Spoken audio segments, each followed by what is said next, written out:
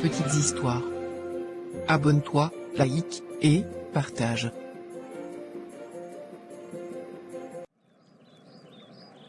Nous t'avons déjà dit que nous ne voulons pas de cette femme dans notre famille. Mais papa, pourquoi voulez-vous toujours juger les gens par leur origine? Elle n'est certes pas originaire de notre région, ni de notre tribu, mais elle a les mêmes valeurs que les nôtres. Tu n'as aucune idée de ce que tu dis. Nous tes parents sommes plus expérimentés que toi. Nous avons déjà vécu tellement de choses qui nous ont enseigné. Tu parles comme ça parce que tu es aveuglé par l'amour. Lorsque nous te parlons, c'est pour ton bien. Papa, je sais que vous voulez mon bien, mais prenez au moins la peine de la rencontrer avant de vous faire une image sur elle. Nous n'avons pas besoin de la rencontrer. Toutes les femmes originaires de cette région ont les mêmes comportements. Admettons que tu aies raison papa. Donne-moi les défauts des gens originaires de la région de ma fiancée, et je te dirai si elle a ces défauts-là. Il y en a tellement beaucoup. Je vais juste prendre quelques exemples. Elles ne savent pas faire les économies. Elles sont très dépensières. Ce n'est pas le cas de Yolande papa. Elle est très économique. C'est même elle qui m'empêche de souvent faire les dépenses inutiles. De quoi les reproches-tu encore? Elles sont très irrespectueuses et ne savent pas donner la place de l'homme dans le foyer. Lorsque tu vas souvent dire A, elle sera déjà Z. Mais papa, ce défaut n'est pas typique aux originaires de la tribu de ma fiancée. La mienne par contre, c'est vrai qu'il y a les moments de colère qu'elle s'emporte et ne contrôle pas son langage, mais elle me respecte beaucoup.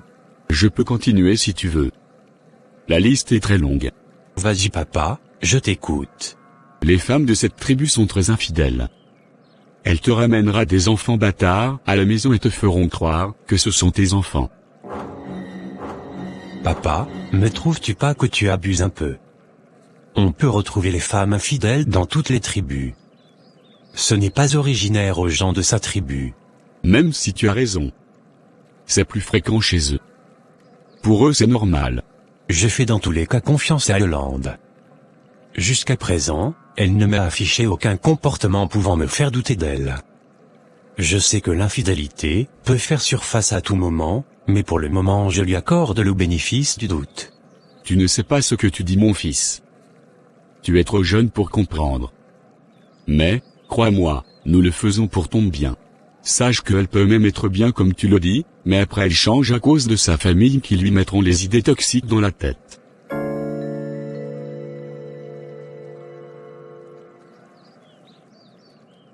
Pourquoi ne fais-tu pas comme ton frère? Ne peux-tu pas le prendre comme exemple? Qu'est-ce que mon frère a à faire papa? Il a suivi les conseils que nous vous avons donnés. Je vous ai toujours dit de d'abord fréquenter. Avoir vos diplômes et lorsque vous atteignez 30 ans vous nous appelez et vous nous demandez de chercher vos femmes. Tu es le seul à ne l'avoir pas fait. Ton frère par contre a suivi mes conseils et je suis en train de chercher sa femme. Papa, je ne suis malheureusement pas d'accord avec cette pensée. Je suis assez grand pour moi-même trouver ma femme. Tu dois malheureusement faire l'effort de me comprendre. Dans tous les cas, j'en ai marre de cette conversation. Si tu ne veux pas faire comme je te dis, je ne viendrai jamais à ton mariage. Mais papa, comment peux-tu dire cela? Tu sais toi-même que ta présence est très importante pour le mariage traditionnel. Les parents de ma fiancée ne me donneront jamais la main de leur fille s'ils savent que tu es vivant et ne sois pas venu. J'en ai terminé avec cette conversation. Fais comme tu veux. Ça sera sans moi.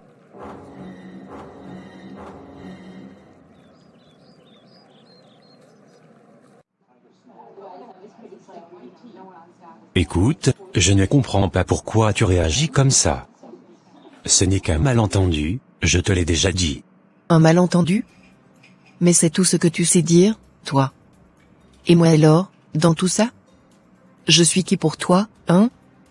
Sérieusement, je commence à croire que je ne suis là que pour passer le temps. Mais qu'est-ce que tu racontes encore? C'est complètement à côté de la plaque, là. Ah oui, vraiment? T'es juste en train de perdre mon temps pour aller épouser ta fameuse femme du village que ta famille te réserve, c'est ça ton plan. Je le vois venir, tu sais. Quoi? Mais attends, tu es sérieuse? Pourquoi tu parles de ça maintenant? Ça n'a aucun rapport avec ce qu'on est en train de discuter. Aucun rapport? Ah, mais bien sûr que ça en a. Depuis le début, tu me fais perdre mon temps alors que, derrière, tu prépares déjà ton mariage avec cette fille que tes parents veulent pour toi. C'est pas ça, le vrai problème? Non, non, attends, tu mélanges tout là. On parle de nous, de ce qui se passe entre toi et moi, pas de mes parents ni de ce qu'ils veulent. Ça n'a rien à voir. Rien à voir? Tes parents ne m'acceptent pas, et tu le sais. Tu fais semblant de m'inclure, de me rassurer, mais au fond, tu n'as jamais eu l'intention de les confronter. Tu vas juste finir par faire ce qu'ils veulent. Tu es en train de tout compliquer pour rien. Ce n'est pas parce que mes parents ont leurs opinions que ça va changer ce que je veux, moi. Pourquoi tu me ramènes toujours ça sur le dos, à chaque fois? Parce que c'est la réalité. Tu n'as jamais pris de décision claire, tu laisses traîner les choses. Qu'est-ce que je suis censé croire? Que tu vas soudainement te réveiller et t'opposer à eux? C'est ridicule. Je t'ai déjà dit que ce n'était pas eux qui décident pour moi. Tu refuses de me croire, et là tu fais une crise pour un truc qui n'a aucun rapport avec ce qu'on vit. Mais on vit quoi exactement? On n'avance pas. Tout ce que je vois, c'est que tu temporises en attendant le moment où tu iras te marier avec elle, celle que tes parents approuvent. Tu dis n'importe quoi. Ça n'a jamais été question de ça entre nous. C'est toi qui gages tout avec tes histoires de complot et tes doutes constants. Parce que c'est toi qui ne fais rien pour dissiper ces doutes. Depuis le début, tu laisses tout traîner, tu évites les vraies discussions. Et maintenant, tu me dis que ça n'a aucun rapport? Ridicule. Tu sais quoi? C'est bon, j'en ai marre. Si c'est toujours la même histoire, que tu veux me reprocher, alors on ne va jamais s'en sortir. On n'a plus rien à se dire pour l'instant. Vraiment. J'ai du mal à croire ce que je viens de voir. Les femmes d'aujourd'hui. Comment peut-elle mal parler à son partenaire ainsi? En plus en public. En plus même, il s'agit du fils de mon ami Massamo. Je ne peux pas laisser ça comme si je n'avais rien vu. J'appellerai mon ami demain pour tout lui raconter. Il faut qu'il sache avec quel genre de femme son fils veut se marier. Elle ne peut pas entrer dans cette famille.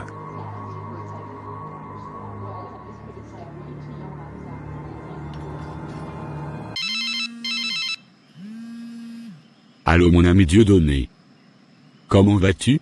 Très bien Massamo. La vie n'est pas facile en ville, mais nous nous battons beaucoup. Je sais que ce n'est pas facile. Beaucoup de courage. Merci mon ami. Je t'appelais parce que j'ai assisté à une situation, que je me suis senti obligé de t'informer.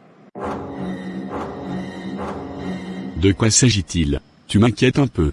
Tu m'avais dit que ton fils Patrick voulait se marier avec une certaine Yolande originaire du Centre-Nord.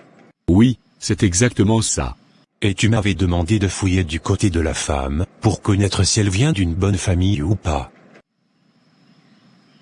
C'est exactement ça. Que se passe-t-il au juste? Tu commences vraiment à m'inquiéter. En fait, tu n'as même plus besoin de continuer avec tes recherches sur la famille de la femme, car j'ai vécu un très mauvais scénario de cette femme en train d'humilier ton fils en public. Quoi? Comment peut-elle oser? J'ai toujours su que cette femme devait être mauvaise. Mon sixième sens ne me trompe jamais. Cette femme n'entrera jamais dans ma famille. Comment peut-elle humilier mon fils, qu'elle dit vouloir épouser en public? Dans tous les cas, je ne voulais pas gâter ta journée mon ami Massamo. Je voulais juste que tu sois courant de ce que j'ai vu, et que tu fasses attention à qui tu laisseras entrer dans ta famille. Cette femme n'entrera jamais dans ma famille. Calme-toi mon frère. Je voulais juste te tenir au courant de ce que j'ai vu. Merci beaucoup Dieudonné, de m'avoir encore ouvert les yeux et de m'avoir assuré que je ne me trompais pas au sujet de cette femme. Passe une bonne journée. Merci Massamo, mon frère. Bonne journée. Ça ne vaut vraiment plus la peine avec les femmes de nos jours.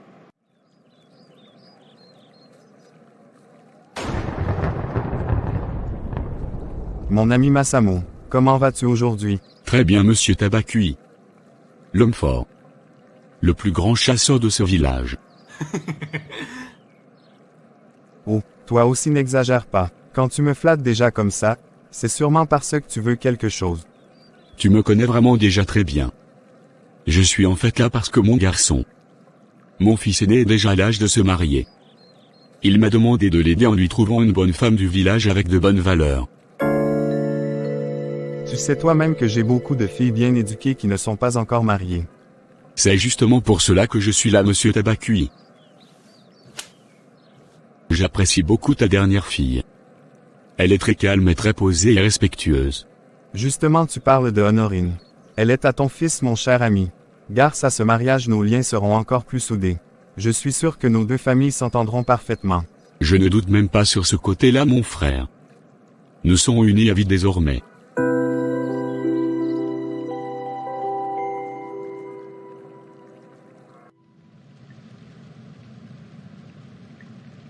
Clara, on doit parler. Ce mariage ne fonctionne plus. J'ai essayé, mais je ne peux plus continuer comme ça. Oh vraiment? Et qu'est-ce que tu comptes faire, Paul? Toi, l'homme qui ne sait même pas prendre une décision sans l'avis de son père? Ce n'est pas la question. Je me suis tue pendant des mois, mais là, c'est trop. Nos disputes sont devenues insupportables. Tu ne me respectes jamais, tu m'humilies à chaque occasion.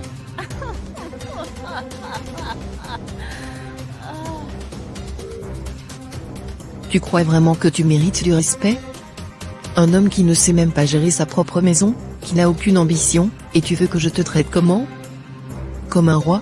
Ce n'est pas de l'ambition dont il s'agit, Clara. Il s'agit de respect mutuel. De la manière dont tu me parles, tu me rabaisses constamment.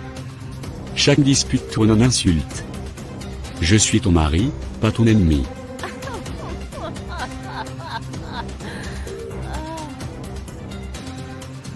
Mari? Tu oses vraiment te qualifier de mari?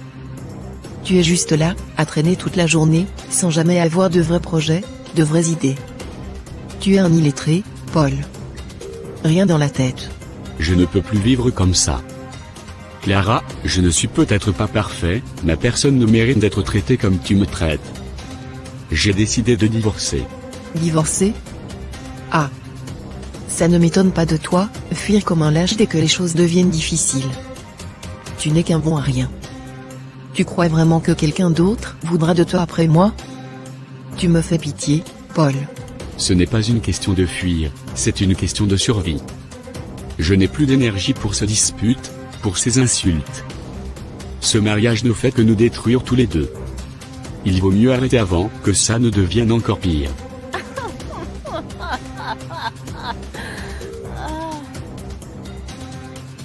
Mon père pensait bien faire, mais je réalise maintenant que ce mariage n'était pas basé sur nous, mais sur des idées préconçues. Ni toi, ni moi n'avons vraiment choisi cela. Et regarde où ça nous a menés. Fais ce que tu veux, Paul. De toute façon, tu n'es rien sans moi. Tu seras toujours ce petit homme insignifiant que tu as toujours été.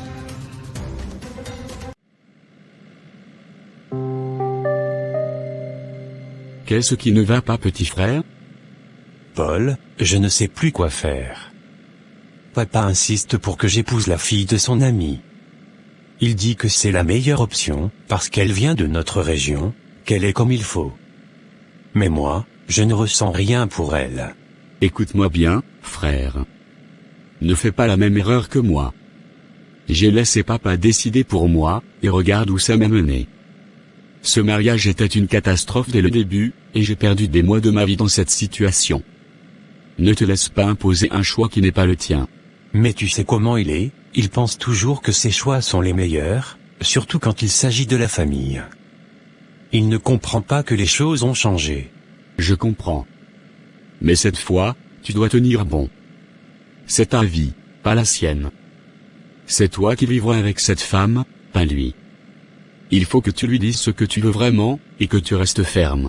Tu as raison, je ne veux pas me retrouver piégé dans un mariage malheureux. Ça me fait réfléchir tout ce que tu vis avec Clara. Je vois bien maintenant qu'il n'y a pas un comportement typique aux femmes d'une région. Les idées que papa, ce sont juste des stéréotypes. Il y a des bonnes et des mauvaises femmes partout. Exactement. Peu importe d'où elle vient, ce qui compte, c'est la personne qu'elle est. Crois-moi, choisir une femme juste, parce qu'elle vient de la même région que toi ne garantit rien. Regarde Clara. Papa pensait qu'elle serait idéale, mais ça n'a rien changé à la réalité. C'est le caractère qui compte, pas l'origine. C'est vrai, j'imagine que je devrais parler à papa à nouveau. C'est pas facile, mais je vais essayer de le confronter encore une fois. Cette fois, je serai plus ferme. C'est ce que tu dois faire. N'aie pas peur de lui dire ce que tu ressens. Il finira par comprendre, même si ça prendra du temps. Ne laisse personne te dicter ta vie, surtout pour un choix aussi important. Merci, Paul. Tes conseils m'aident beaucoup. Je vais faire de mon mieux pour lui parler et lui faire comprendre.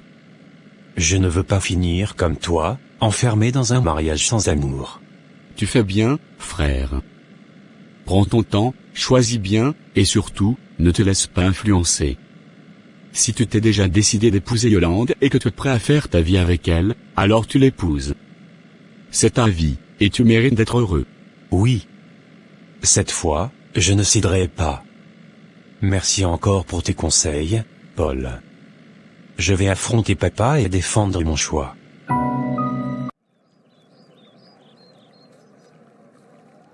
Papa, je veux te parler à nouveau de mon mariage. Je sais que tu veux me voir épouser la fille de ton ami, mais je ne ressens rien pour elle. Mon choix, c'est Yolande.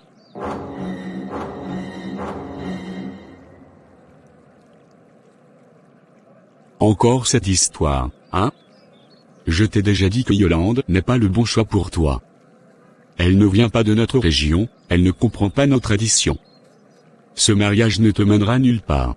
Papa, je comprends tes inquiétudes.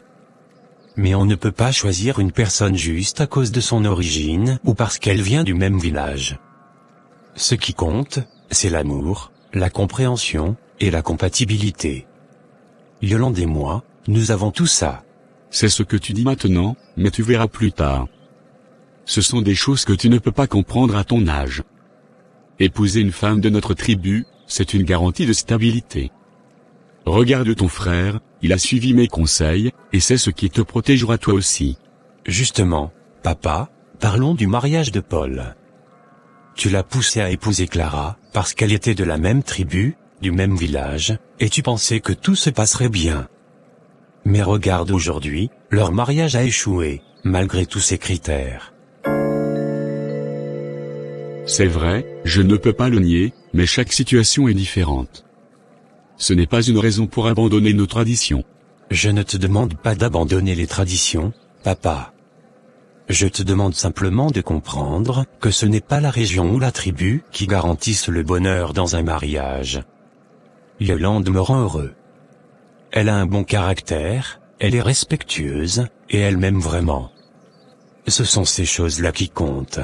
Je comprends tes arguments, mais... Yolande. Elle n'est pas comme nous. Tu sais que les gens vont parler. Ils diront que tu as trahi ta culture, que tu ne respectes pas tes racines. Les gens parleront toujours, papa. Mais à la fin de la journée, c'est ma vie. C'est moi qui vivrai avec elle, pas eux. Et je te promets, elle est prête à apprendre nos traditions et à les respecter. Fais-moi confiance sur ce point. Je veux juste ce qu'il y a de mieux pour toi, tu sais, c'est pour ça que je suis réticent. Je veux que tu sois heureux et que tu aies un mariage stable. Je sais, papa. Et je te promets que je serai heureux avec Yolande. Donne-nous une chance, tu verras. Elle est différente, oui, mais elle a toutes les qualités que tu recherches pour une belle fille. Très bien. Je vais accepter ton mariage avec Yolande. Mais j'espère que tu sais ce que tu fais, mon fils. Merci, papa. Je te promets que tu ne regretteras pas cette décision. Yolande et moi, nous te rendrons fiers. Tu verras, ce sera un mariage heureux. Je l'espère, mon fils. Fais en sorte que ça fonctionne. Tu as ma bénédiction, même si j'ai encore quelques doutes, mais je te fais confiance. Merci encore, papa. Je te montrerai que c'était la bonne décision.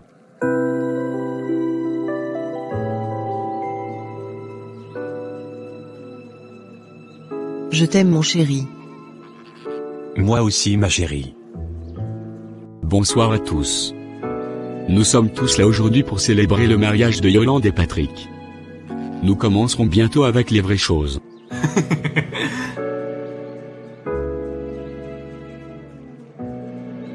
Félicitations mon fils. Je vous souhaite un heureux ménage. Chers amis, chers parents, nous sommes réunis aujourd'hui pour célébrer l'union de Patrick et Yolande. Ce jour est le symbole d'un amour sincère, un amour qui a su traverser les doutes et qui s'est renforcé à travers les choix de ces deux jeunes personnes.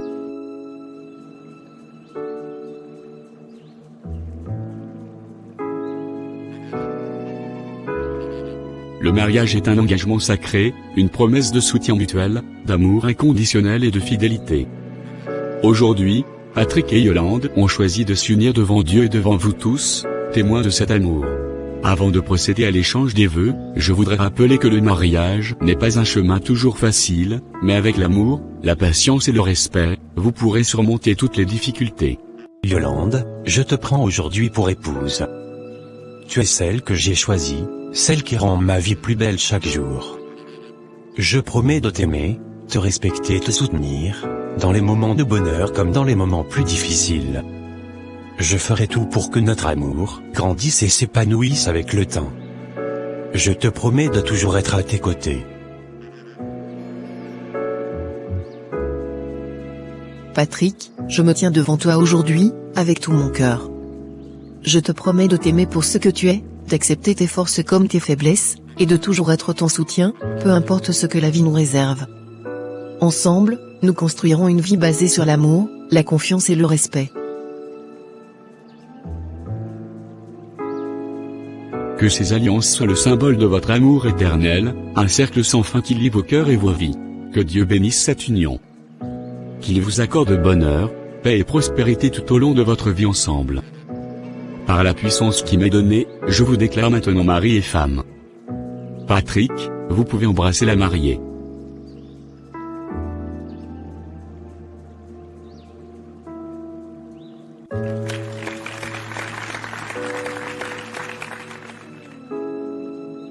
Mon fils, je suis fier de toi pour avoir suivi ton cœur et pour avoir eu le courage de faire ton propre choix. Ce n'est pas toujours facile d'aller à l'encontre des traditions, mais tu l'as fait avec conviction et sagesse. Je te souhaite, à toi et à Yolande, un mariage heureux, plein de compréhension, de respect et d'amour. Je vous donne à tous les deux ma bénédiction, et je vous assure de mon soutien inconditionnel dans cette nouvelle étape de votre vie. Merci papa. Que ce mariage soit le début d'une belle et longue aventure ensemble. Merci papa.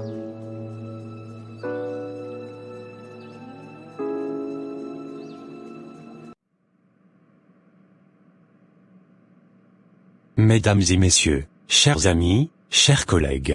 Avant tout, je tiens à vous remercier d'être ici aujourd'hui, pour célébrer un moment si spécial pour moi.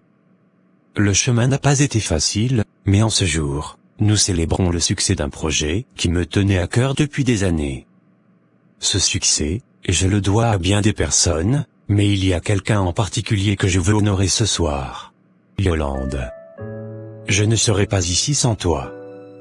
Tu as été à mes côtés depuis le tout début, avant même que l'idée de cette entreprise ne prenne forme. Tu étais là dans les moments de doute, lorsque j'hésitais à me lancer, lorsque tout semblait incertain. Tu étais là quand les obstacles semblaient insurmontables, lorsque les nuits étaient longues et les échecs fréquents. Ta présence, ton soutien, ton amour, tout cela m'a donné la force de continuer. À chaque moment difficile, tu étais cette voix rassurante, qui me rappelait pourquoi je me battais. Tu croyais en moi quand parfois moi-même je n'y croyais plus. Tu m'as donné le courage de rêver grand et la détermination de transformer ces rêves en réalité. Je sais aujourd'hui, plus que jamais, que l'une des meilleures décisions que j'ai prises dans ma vie, c'est d'avoir choisi de partager cette vie avec toi. Ton amour et ta présence m'ont permis de me réaliser, et pour cela, je te serai éternellement reconnaissant. Yolande, merci d'être dans ma vie, merci d'être celle que tu es. Ce succès, c'est aussi le tien. Je suis tellement fier de nous, de ce que nous avons accompli ensemble, et je sais que le meilleur est encore à venir. Alors, je veux que tout le monde ici sache, derrière chaque réussite, il y a souvent une personne qui, dans l'ombre, nous donne la force d'avancer. Pour moi, cette personne, c'est toi, Yolande. Merci pour tout, je t'aime plus que les mots ne peuvent l'exprimer. As-tu aimé cette histoire? Alors, like, partage et abonne-toi pour ne pas rater d'autres histoires intéressantes. À bientôt.